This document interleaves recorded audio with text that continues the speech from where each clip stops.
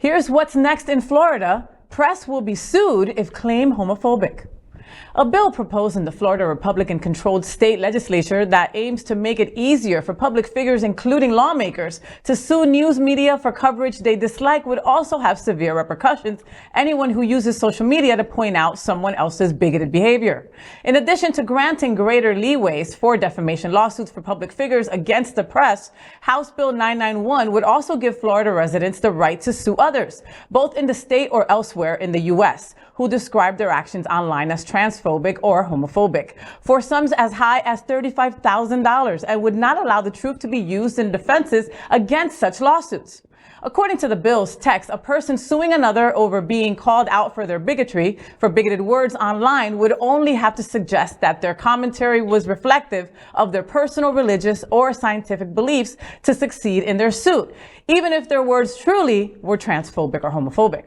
Harvard Law School cyber law clinic instructor Alejandra Caraballo, who is transgender, shared a series of Twitter posts explaining the bill's scope, saying, quote, "If it involves LGBTQ people and someone's beliefs, truth is no defense in the lawsuit," end quote. Isn't there such a thing as freedom of speech and freedom of the press? This is where I'm completely lost. That is in our Constitution. Well, that's because at the bill currently as written, it's completely unenforceable. What the legislature wants to do, the Republican supermajority wants to do, is to force the lawsuit.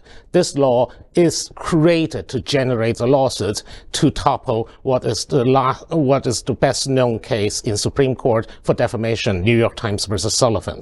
They want to hack back press protection. For example, part of that bill that wasn't mentioned in your piece was that confidential sources are now automatically assumed to be liars. And if they won't show face, if they won't show face, and it's basically to make sure that politicians can sue media outlets easier for criticizing what they say. And it is the same playbook that Trump has been keep saying, oh, I want to sue the liars, the CNN or, New York Times or, misrepresenting me, blah, blah, blah, blah, blah. That's the tactic. And for the homophobia thing, it's basically they want a chilling effect. They want basically say so that people can think twice about coming out in public and say that so-and-so is homophobic. I think the Republican Party is just being strategic. I feel that that Governor DeSantis knows he's running for president. You almost called him Trump. I saw that slip there, Adriana. I did. I almost did. I feel he's being strategic. He knows that he's going to be targeting the LGBTQ community.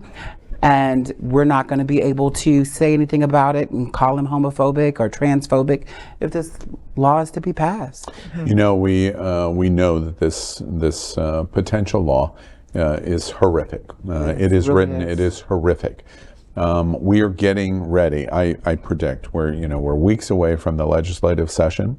I did a lot of reporting over the weekend at the LGBT Democratic Caucus meeting in Orlando, interviewed lots of people. We're getting ready to watch one of the most hateful legislative sessions we've ever seen in our history. And it's because the governor has a supermajority and he can do whatever damn well he wants. If he asked to say, let's burn such and such an effigy on the floor of the House and the Senate, he could accomplish that. Name a name. We're going to burn their picture. He could accomplish that if he wanted to. So he has unparalleled power. One of the things, so I'm not even going to argue how horrifying this law is or even talk about it. The one thing I will point out to everyone is in clarity, if there was ever a reason that elections matter to you, this story is the proof of it. Because he's going to get this. He's going to get some version of this. It is going to go on, and he thinks, and the people behind this, especially in the Senate, think that they'll get an affirmation positive ruling in the Supreme Court.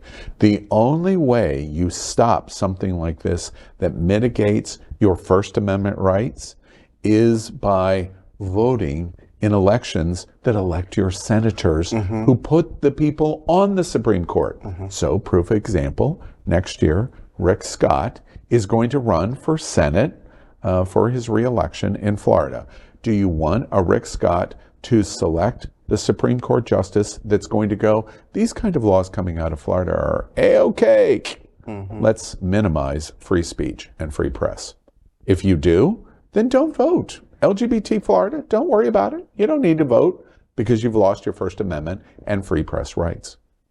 If they are important to you, you will get out. And you will not say to advocates like somebody on the Board of Governors at the HRC, elections don't matter. I don't need to vote. They do. LGBTQ plus news is vital for our community and for the broader world as a whole. We have enough enemies at Fox News. Tucker, Sean, and Lara are loud. We need passionate allies. Happening Out television network, Queer News Tonight, and It's Happening Out are literally out of the closet and into the headlines. Our community needs your support.